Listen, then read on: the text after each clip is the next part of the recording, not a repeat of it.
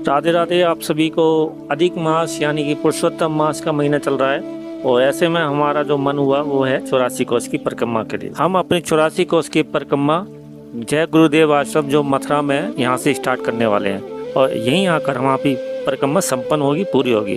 परिक्रमा हम बाइक से लगाने वाले हैं क्योंकि समय कम है, ऑफिस वगैरह से छुट्टी नहीं मिल पा रही, इसलिए ज़्यादातर लोगों ने यहीं से स्टार्ट करी है जय गुरुदेव आश्रम से, तो हम भी यहीं से स्टार्ट करने वाले हैं। तो चलिए, कितना समय लगता है, कौन कौन से मंदिर आते हैं, इसके दर्शन करते हैं। जय श्री राम, राधे राधे। 84 कोस की परिक्रमा में बहुत से कुंड, मंदिर और वन आते हैं। वन की बात करूं तो 12 वन मिलते हैं, जिसमें से मधुवन, तालवन, कुमुद वन, बहुला वन, काम्या वन, खरीद वन, वृंदावन, भाद्रवन, भांडीर वन, पेल वन, लोहवन और महावन। सबसे पहले पड़ता है मधुवन। तो चलिए मिलते हैं मधुवन के पास।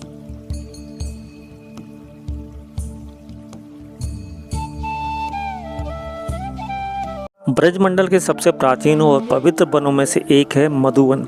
यह वही स्थान है जहां असुरों का राज भी रहा है और भगवान के भक्त ने कठोर तपस्या की है। बाद में श्री कृष्ण की लीला से यह भूमि धन्य हुई है। मधुवन की सबसे प्रसिद्ध बाल कथा भक्त ध्रुव की है।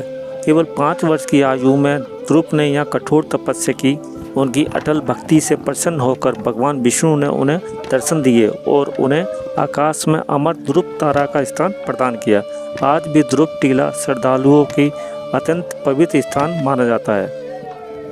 तो आप भी दर्शन कीजिए इस मंदिर के। और यहाँ काफ़ी मंदिर है, हनुमान जी का, शिव जी का, और एक बार दर्शन करते हैं।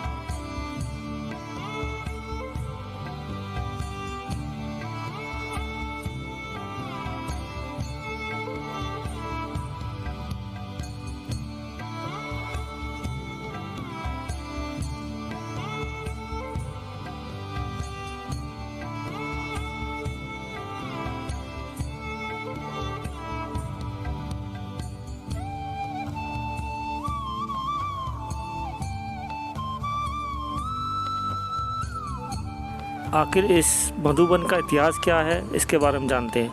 बहुत प्राचीन समय में इस क्षेत्र पर असुर मधु नामक एक राक्षस का राज था। उसने यहाँ एक विशाल नगर बसाया था, जिसके कारण इस वन का नाम मधुवन पड़ा। मधु के बाद उसका पुत्र लवणासुर राजा बना। वह अत्यंत शक्तिशाली था। उसे भगवान शिव से एक दिव्य त्रिशूल प्राप्त था। उसके अत्याचारों से ऋषि मुनियों और प्रजा बहुत दुखी थे। तब श्री राम ने अपने छोटे भाई शत्रुघ्न को लवणासुर का वध करने के लिए भेजा। उचित समय देखकर शत्रुघ्न ने युद्ध किया और लवणासुर का अंत किया। इसके बाद मथुरा क्षेत्र में फिर से शांति हुई और इसी के बाद मधु के बाद मथुरा का विकास हुआ। मथुरा का नाम रखा गया। ये उस राक्षस की गुफा है।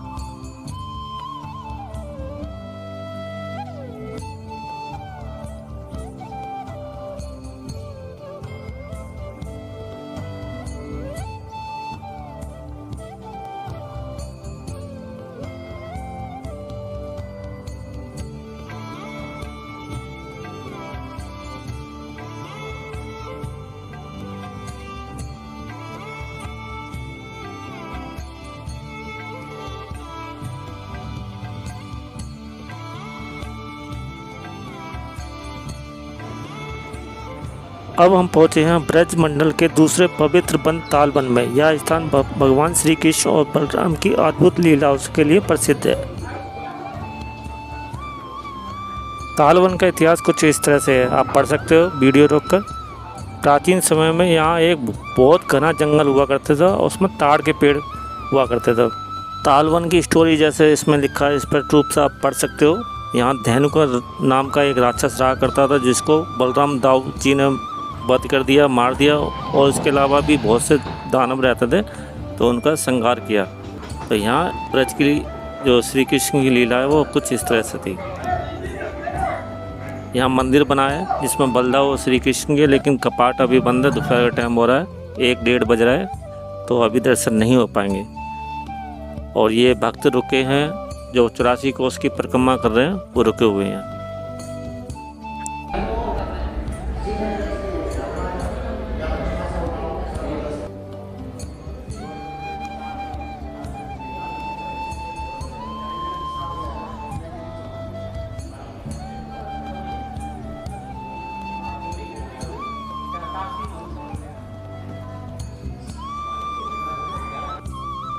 मंदिर का नाम श्री दाऊजी महाराज तालवन और गांव का नाम है ताड़सी, जो मथुरा में आता है। चलिए आगे चलते हैं। आगे इसमें एक कुंड भी है जैसे ताल भी है, जो अभी सूख चुका है, बरसात में फिर से बढ़ जाएगा। दिखाता हूँ आगे चल के इसमें। और इधर श्रद्धालु लेटे हुए हैं जो 84 कोस की परिक्रमा कर रहे हैं, आराम कर रहे हैं। क्योंकि दोपहर का समय, दोपहर में काफ़ी मंदिर कपाट बंद हो जाते हैं और दोपहर में काफ़ी धूप भी हो जाती है। इस फिर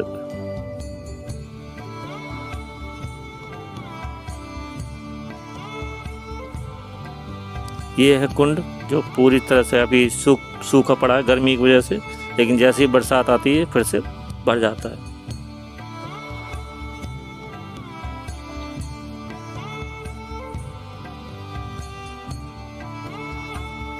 तो ये थी तारसी गांव तालवन की स्टोरी।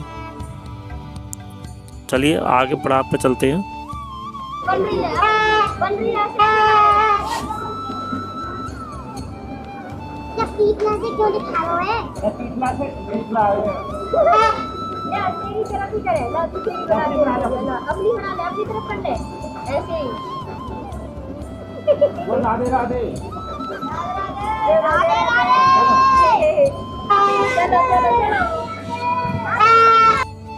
चौरासी कोस की परिक्रमा में हम आगे बढ़ते हैं और आगे दर्शन करेंगे कुमुद वन।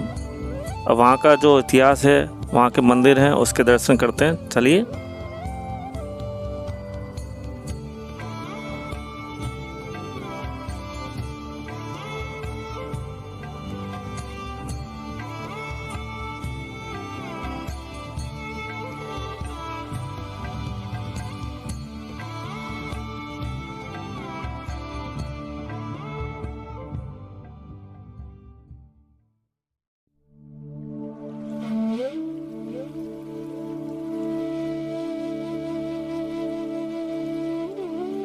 जय श्री राधे राधे। आज हम ब्रज के तीसरे पवित्र वन कुमुद वन की यात्रा करेंगे। यह वन अपनी प्राकृतिक सुंदरता, शांत वातावरण और श्री राधा कृष्ण की मधुर लीलाओं के लिए प्रसिद्ध है। आखिर कुमुद वन का नाम कैसे पड़ा, इसके बारे में जानते हैं। इस वन में एक विशाल सरोवर था जिसमें कुमुद और सफ़ेद कलर के फूल खिला करते थे, बहुत संख्या में।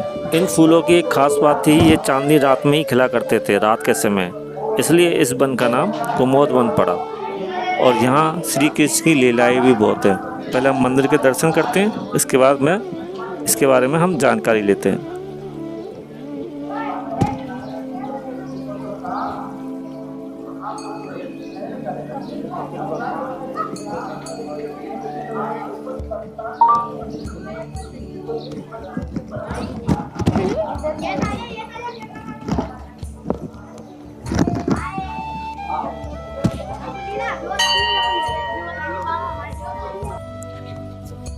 पंडित जी ने हमें बताया कुमुद वन की स्टोरी, यहाँ की कहानी और कपिल मुनि की कथा।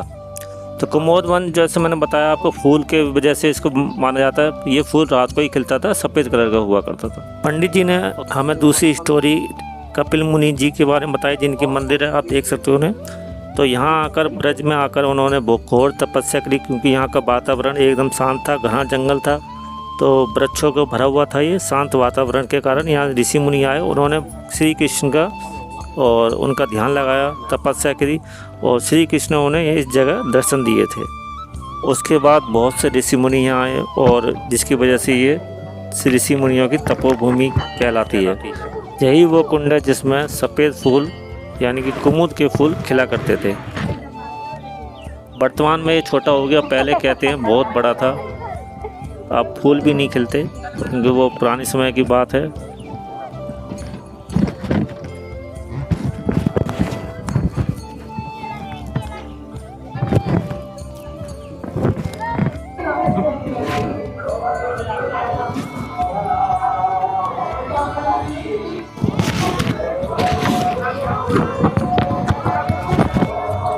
यहाँ श्री वल्लभाचार्य महाप्रभु की बैठक भी है, जहाँ वो आए और काफ़ी दिनों तक, काफ़ी महीनों तक ध्यान लगाया।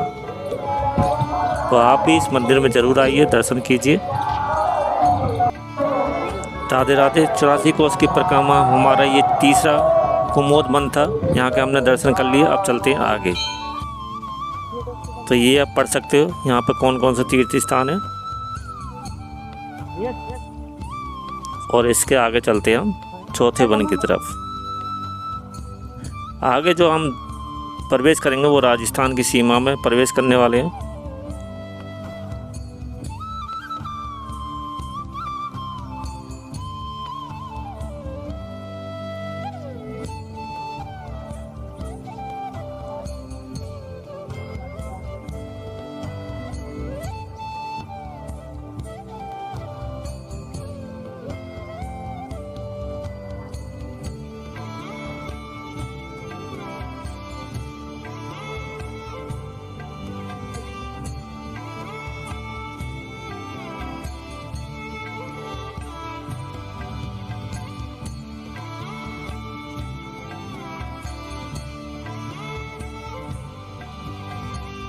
राधे राधे। अब हम राजस्थान की सीमा में, सामने आप देख रहे हो ये गेट आ गया, राजस्थान की सीमा में प्रवेश करेंगे और हम नेक्स्ट वीडियो में आपसे मिलेंगे। राधे।